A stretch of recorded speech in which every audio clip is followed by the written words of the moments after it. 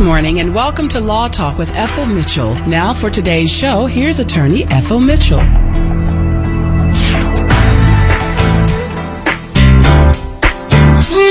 Welcome.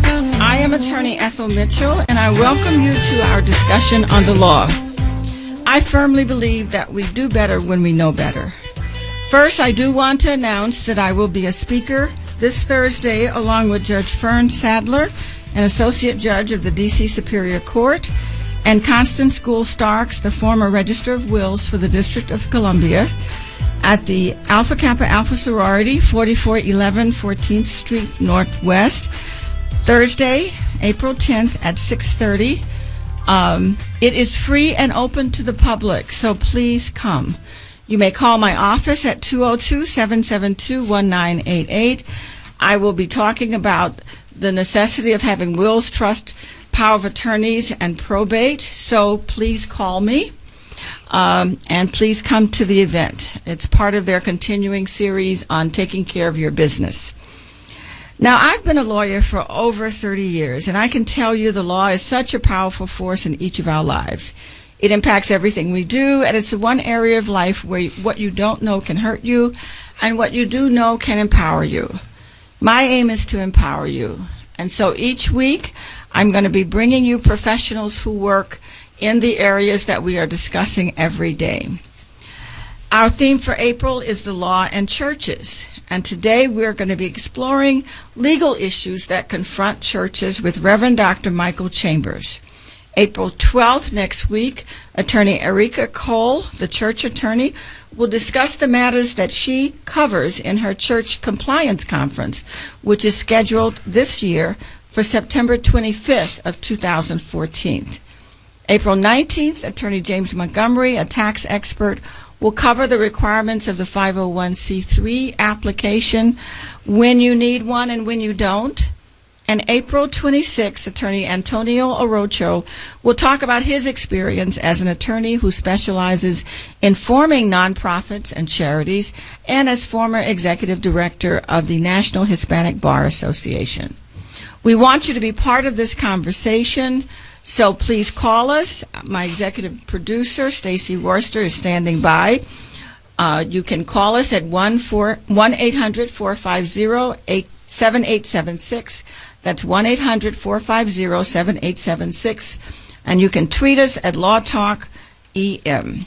And like us on Law Talk with Ethel Mitchell in Facebook. The Hartford Institute for Religious Research estimates that there are 350,000 religious congregations in the United States. According to the 2012 Yearbook of American and Canadian Churches, the largest religious group, is the Roman Catholic Church.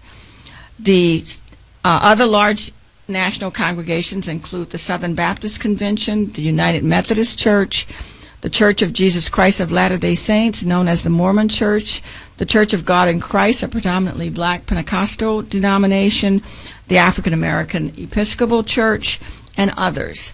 As far as the law is concerned, a church is a not-for-profit corporation. They have contractual issues, construction issues, child protection issues, vendor contractor issues, and many more. Today we're going to hear from Reverend Dr. Michael Chambers shortly about various issues confronting churches. First, however, I must remind you that what you hear on this show is for information purposes only. No attorney-client relationship is established by anything said on the show. Each person's circumstances are different. Each organization's circumstances are different. And I definitely recommend that you seek individual or organizational legal counsel for any situation for which you need legal advice. So let's talk to Reverend Dr. Michael A. Chambers. Dr. Chambers is the senior pastor of Fountain Baptist Church in Baltimore, Maryland. He has over 20-plus years' experience as a senior pastor and has served as senior pastor for churches in Mississippi, Georgia, and Maryland. He is a veteran of the United States Army, and he says that his time in the military shaped his character, his values, his discipline, and his leadership aptitude. He holds a Bachelor of Business Administration from Faulkner University, a master's degree from New Orleans Baptist Theological Seminary, a doctorate degree with an emphasis in leadership from the United Theological Seminary in Ohio. In addition, he has graduate hours in business from the University of Baltimore and has received a certificate in community building strategies and coaching. He is affiliated with various community service organizations. He is also a licensed leadership coach with the John Maxwell Group and the owner of CT Partners, a consultancy that coaches professionals, leaders, executives, managers, supervisors, and employees in business and organizations. You may contact Reverend Chambers through his church at www.fountainbaptist.org. Their telephone number is 410-675-1372. You can also reach him at his consultancy firm at Dr. Chambers at cctpartners.com or telephone number 443-240-8585. And you can also email him. He's on Facebook at Dr. M. Chambers and on Twitter at Dr. M. Chambers. So Reverend Dr. Chambers, thank you so much for being a guest on Law Talk with Ethel Mitchell. It's my pleasure. You are our first non-lawyer guest. Thank you very much. The churches are the backbone of our community. Absolutely. They are so important. And as with every organization and situation we discuss on this program, law plays a critical role in the church as well. You've been a pastor in Mississippi, Georgia, and now Maryland. Correct. Tell us about some of the legal matters that you have encountered. Well, Ethel, first I want to thank you for giving me the opportunity to share some interesting facts as it relates to the church. Many of the legal issues that confront the church as it stands now, one of the primary ones that would be the contractual issues between pastors and churches. Okay, explain that for us, please. Yes. Obviously, the relationship between a pastor and church is paramount, and it's very important and critical for the life and sustainability of the church. But oftentimes, the employee contract between the pastor and church is often not in place. Okay. Therefore, it creates a lot of challenges and barriers in that ongoing relationship, and also during the time of transition, in some situation, dismissal or retirement. Okay, so are you saying that sometimes pastors don't have written contracts? Absolutely. Really? Absolutely. That makes things pretty insecure, I would think. Absolutely. But I think more so in this time in which we live, but historically that has been the case.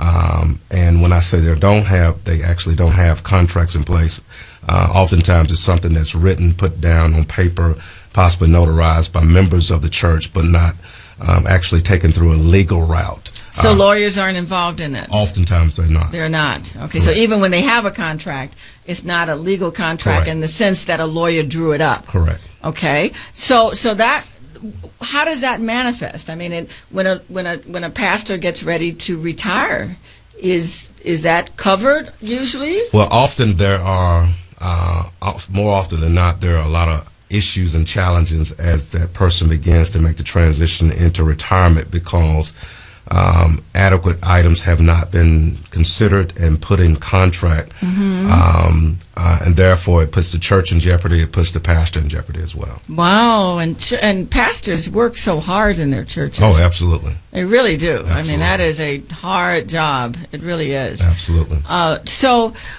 I'm taking from that you are recommending that churches have in place some kind of a written legal document. I strongly recommend that it is possibly drafted by a team of persons who have the wherewithal and the skill set to pull it together, but also to obtain the services of an attorney who's very familiar with church contractual relationship between pastors and churches, or churches and employees. Okay. Listeners, I hope I know I sent emails and an e-blast to a lot of churches, so I'm hoping that people are listening to this and will take what you say to heart. Okay. Tell me, does the lack of such contractual dealings or a culture of having things in writing and having severance packages in place, how does that impact a church's future? Oh, absolutely. It impacts. How does that? It impacts the church's future in many ways. One, oftentimes a pastor's tenure may continue further than anticipated because various things are not in place as it relates to retirement.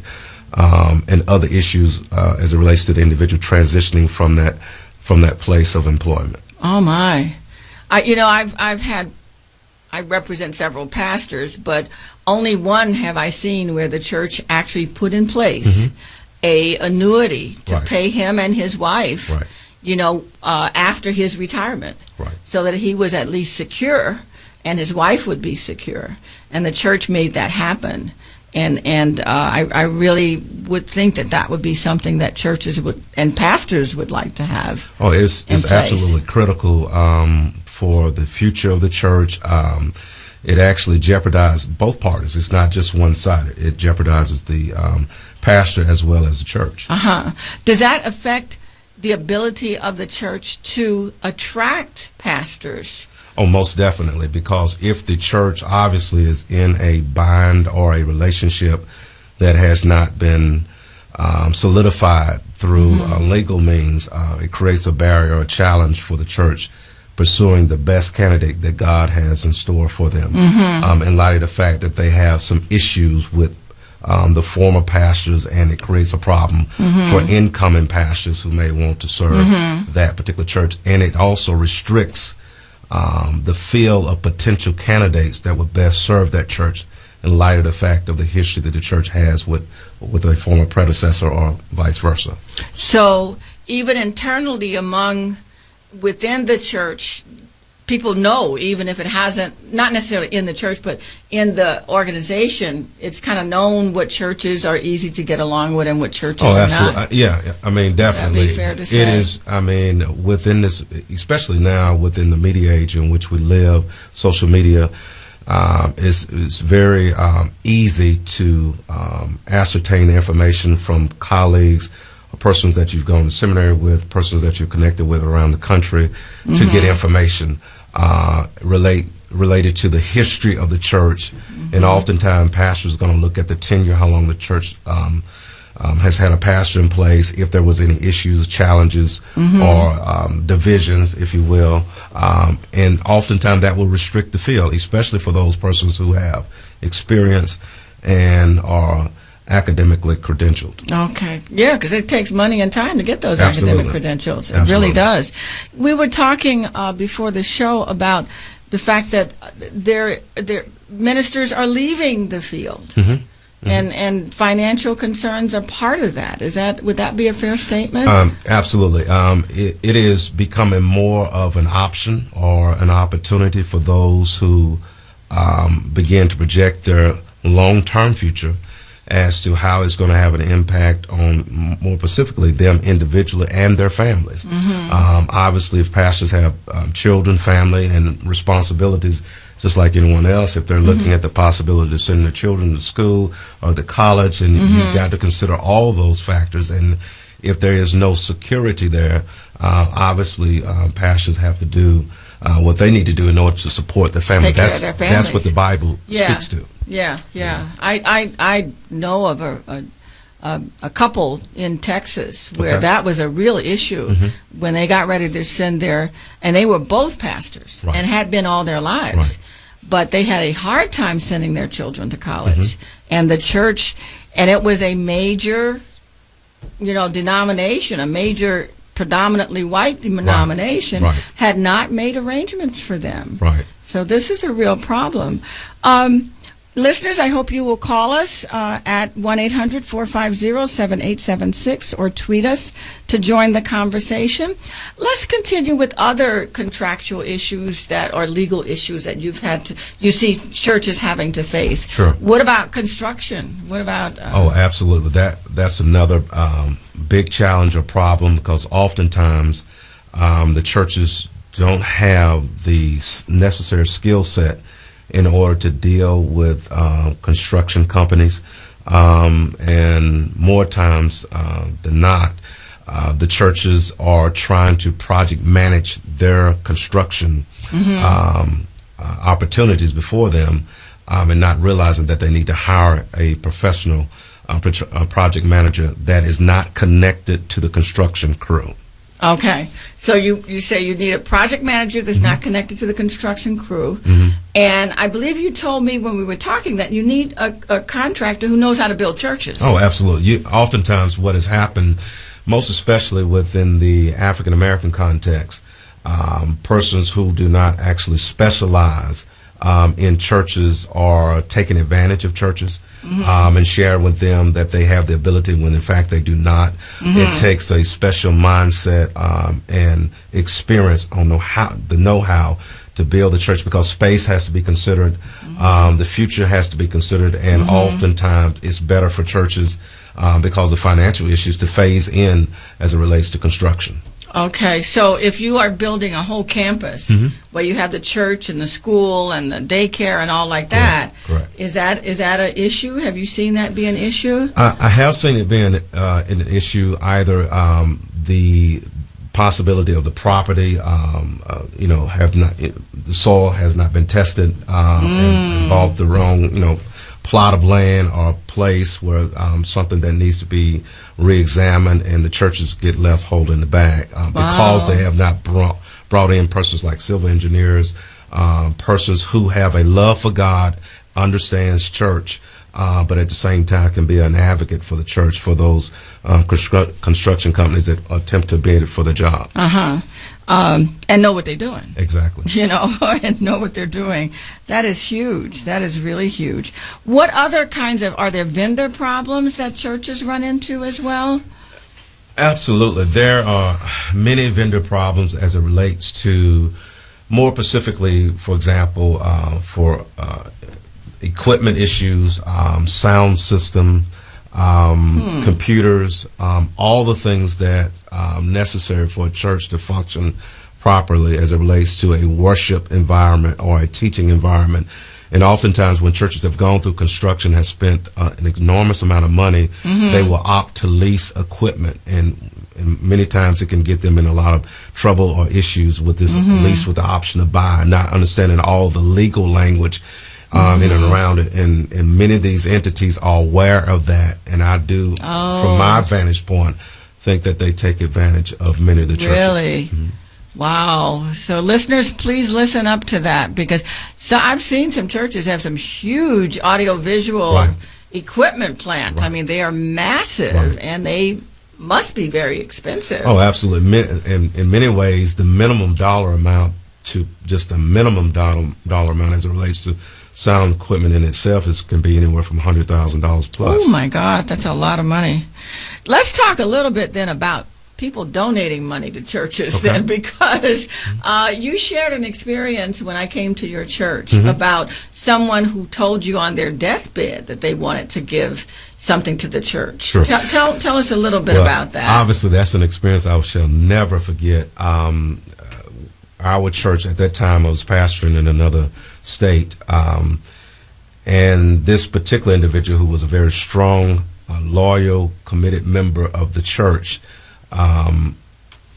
made a phone call. The call was made to me, I think it was approximately around about 2:30 or 3 o'clock in the morning, and I was asked to come to the hospital, and he had a conversation with me because we had attempted to build this legacy piece of trying to get persons to give back to the church, give through the grave, give through the death. And he shared with me, because of his medical issues, he was not able to, but he had the financial wherewithal to leave money to the church in the event of his death.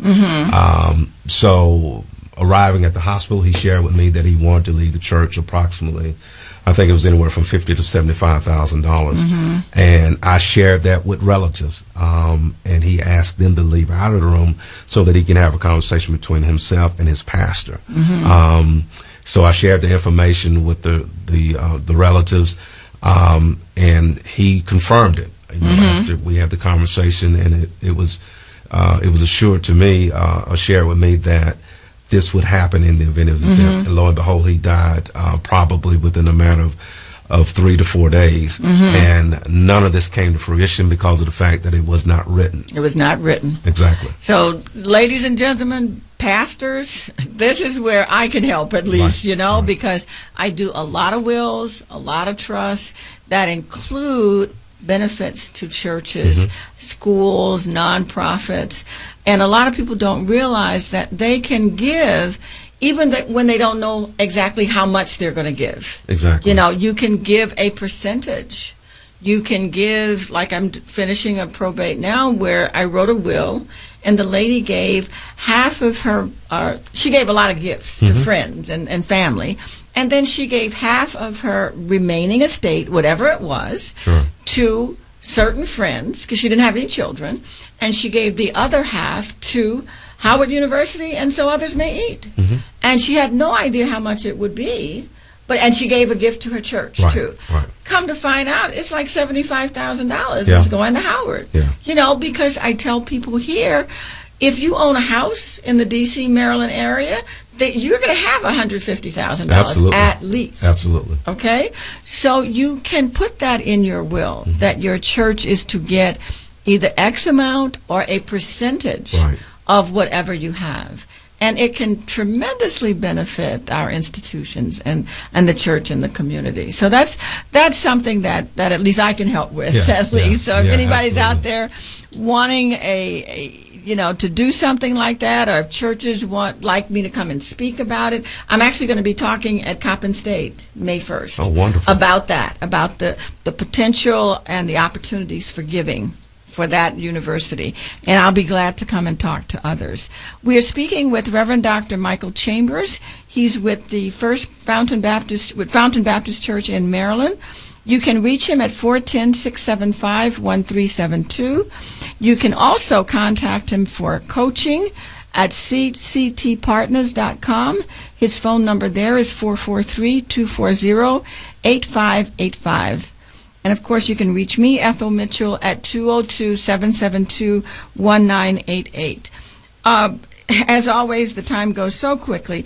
Is there any other area? I think we talked about the need for churches to have in place policies around children. Can you just very briefly talk about that? Wow, that is a much-needed area. I have not personally gone through that as a pastor with a church, but I've had very many colleagues that were in close proximity experience that. So I think it's very critical that churches have policies in place, and not just policies that they create on their own, but if they create them, make sure to allow an attorney to evaluate them and to make the adjustments and changes, because our children are our most precious commodity, and of all the places, we want to make sure that they are safe and secure up under the auspices of God Himself as it relates to the church. So the churches need to move expeditiously in creating those policies, and from my vantage point,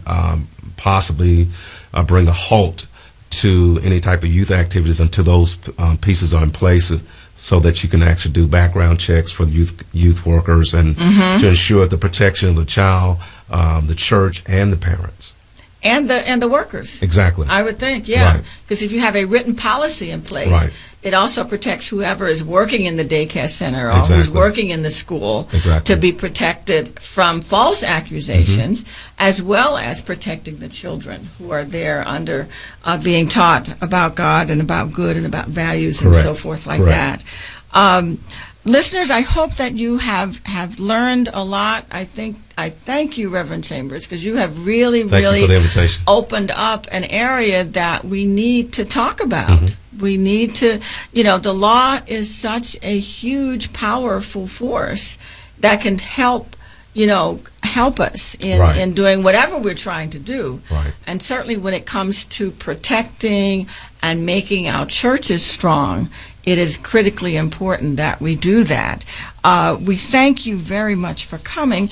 Next week, Attorney Erika Cole is going to come, and I hope that our listeners will listen in. You know Attorney Cole, is that correct? I've actually attended one or two Attorney Cole's compliance conferences, and she brings a wealth of knowledge, and I think one of the most valuable assets with her is that not only she's an attorney, but she loves God and she loves the church.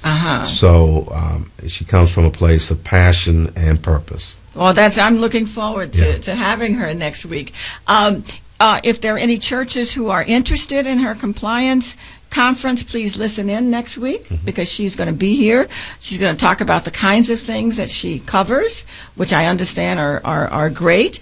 If you have any questions for Reverend Chambers in terms of how he can help you in training you with your leadership skills, organizational skills, community organizations, and so forth. He's doing a leadership, what do you call it? Tell me a little bit about it. I'm trying to, I know a little bit, but... Well, we're involved in two mastermind groups now, which... Mastermind, that's the name of it. Deals with leadership development and helping persons to reach their maximum potential. And what do you teach there? What do you teach people? It's primary leadership skills, and that leadership is about influence, and everything rises and falls on leadership, as well as communication, raising their lid, understanding what it takes to sacrifice, reprioritizing, reframing, and retooling. Oh, that sounds really exciting. And if people would, and this is a course, how do you organize it? Actually, it's an invitation that's sent out to professionals and organizations, and those who have a desire to learn more about it, they can contact me at 443-240-8585. We've got a up-and-coming mastermind group, a new one that will be starting mid-May. And this is for lay people? Yes. This is not for necessarily in the church. It's mainly for lay people. Correct. So listeners, if you are interested and even just curious about it, because it sounds fascinating. Right. I know you told me if you got enough people, you'd do it here in D.C. as well as in Baltimore. Absolutely. So that would be great. Yeah. That would be great. Thank you so much. This is Attorney Ethel Mitchell. I hope that you have learned. I thank you for sharing your experiences and bringing light to something that is often not talked about. Right. Law is power, and we want to be able to use that in our churches, in our individual lives, and in everything that we do. So thank you for listening. Give me a call, Ethel Mitchell, at 202-772-1988. Again, you can come to the Alpha Kappa Alpha Sorority Thursday night at 6:30, and I'll be speaking there, and I hope you all have a great week. Thank you very much, and thank you, Dr. Chambers. Thank you.